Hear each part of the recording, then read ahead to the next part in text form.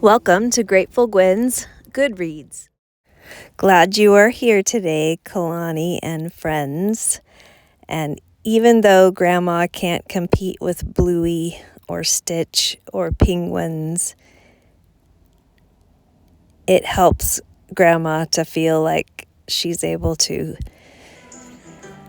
live out her purpose by sharing some classic literature with you and to stay connected with you from so far across the globe. Grandma loves you, and I miss you. Keep reading those books with Mama. Can't wait to see you again soon. Nonni's Moon by Julia Insero and Lucy Smith. Reader's Favorite Book Award winner.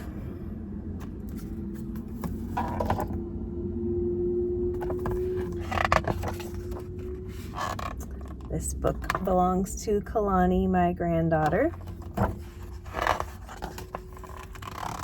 And once again, Nonni's Moon, written by Julia Insero, illustrated by Lucy Smith.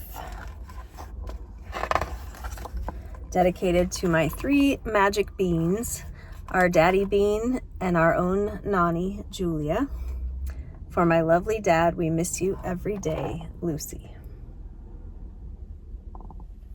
And the description on the back reads, "No one knows more than Beanie how hard it is to live far away from loved ones. She lives across the world from her Nonni and misses her every day.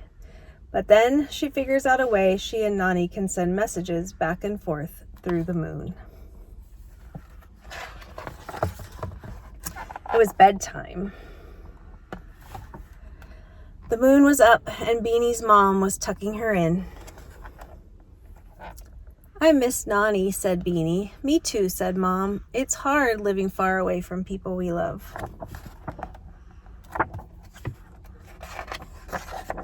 "Can we call her?" asked Beanie. "Absolutely, let's call her in the morning. That will be her bedtime."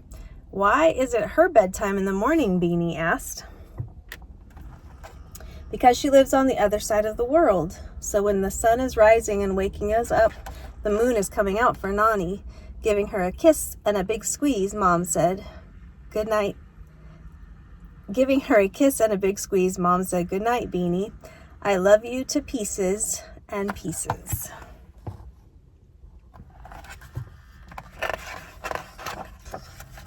In the morning, Beanie got dressed and ate breakfast as quickly as she could. Ring, ring. "I miss you, Nonni," Beanie said before Nonni could even say hello. "I miss you too, dear," laughed Nonni. "What are you going to do today?" "I have school with Miss Hala. We are painting." "That sounds fun," said Nonni. "When can we see you again?" "Oh, it will be a while," said Nonni. "I will see you at Christmas." "But I want to see you every day," said Beanie. "Let's think about it. I bet there's some way we can send a message to each other every day."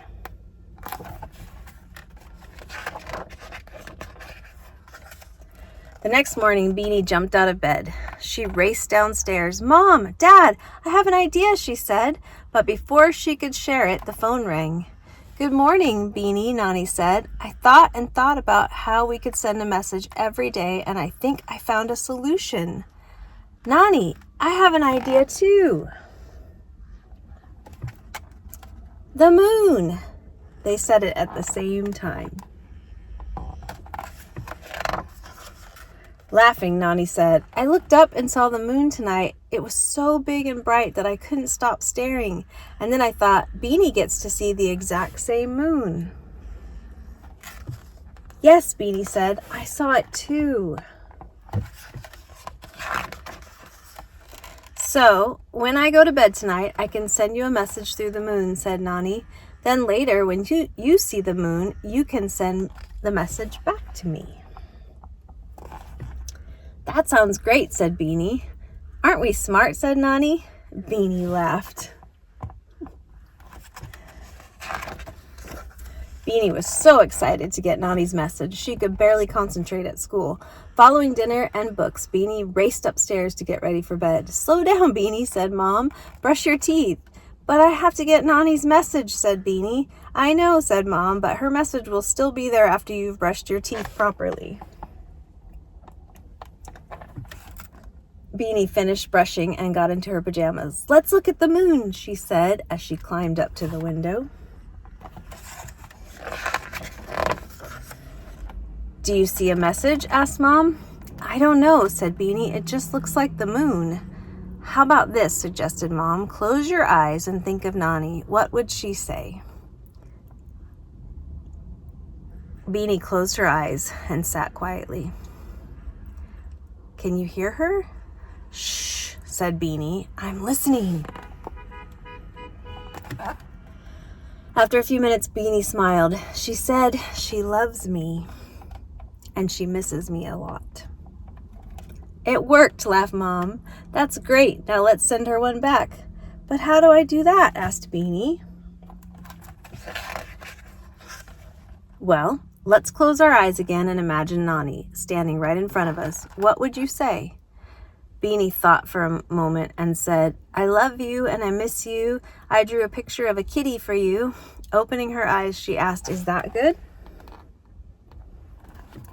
"That was wonderful," said Mom. Then she gave her a kiss and a squeeze and said, "I love you to pieces and pieces. Nonny's going to be so excited to get your message."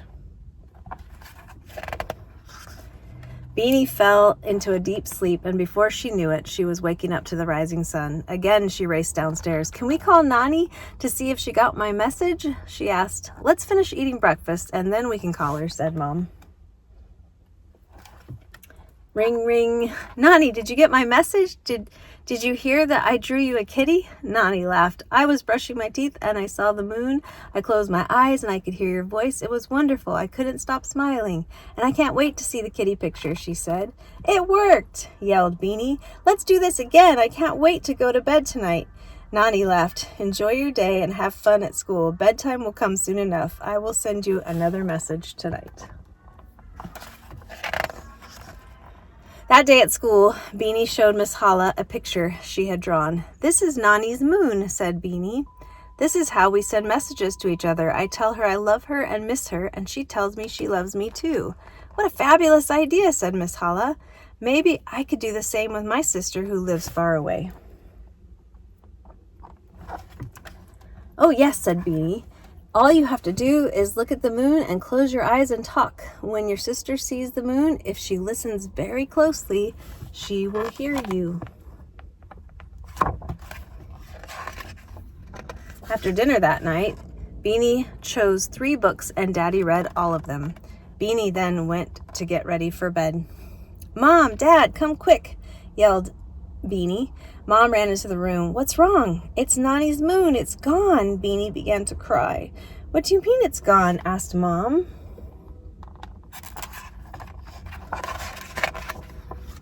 "Look," said Beanie, "it's not in the sky." Mom looked out the window. It was a cloudy night, and there were no stars and no moon to be seen.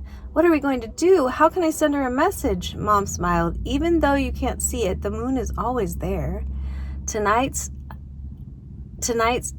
it's hiding behind some clouds, but you can still send your message, and I bet you will hear Nonny's as well." Beanie didn't think her mom was telling the truth, but she was willing to give it a try.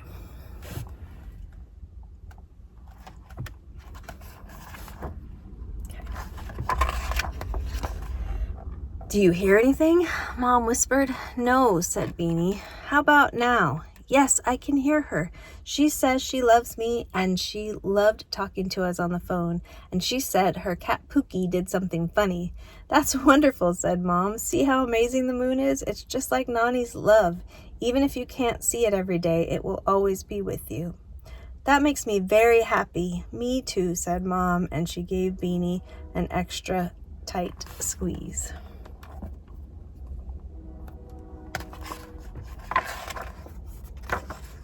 Other books by the same author. The end.